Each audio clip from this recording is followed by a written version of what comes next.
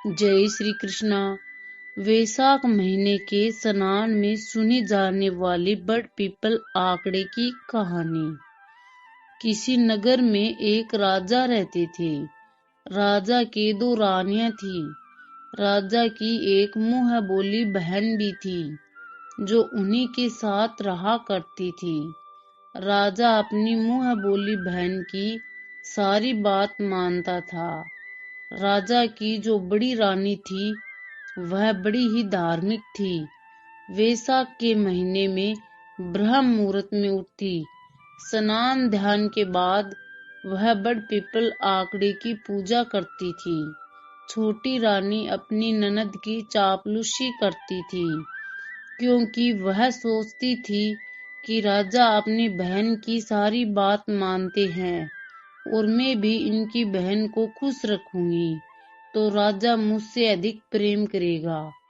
इस प्रकार जब वैशाख का महीना आया तो बड़ी रानी बड़ पीपल आंकड़ा सींचने लगी। इसके लिए उसे महल के बाहर जाना पड़ता था। छोटी रानी यह सब देख ननद के पास गई और बोली, भाई साहब, बड़ी रानी पता नहीं क्या जादू टोना करती है, दिन भर महल के बाहर रहती है।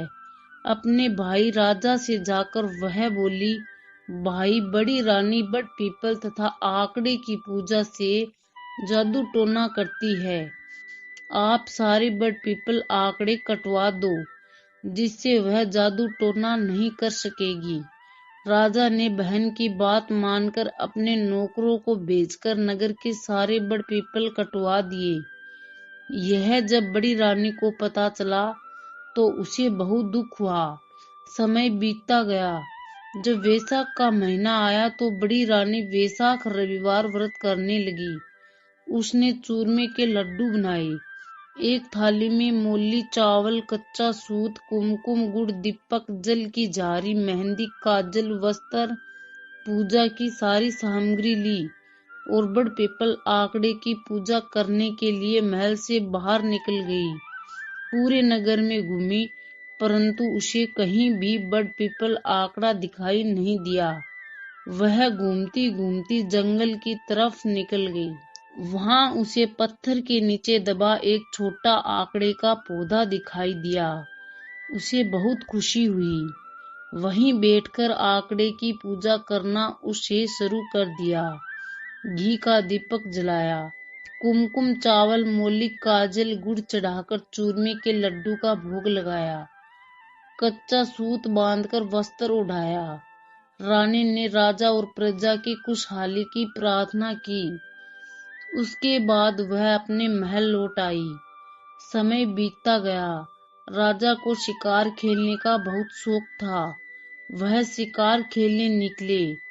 ज्येष्ठ का महीना था। बहुत तेज धूप थी।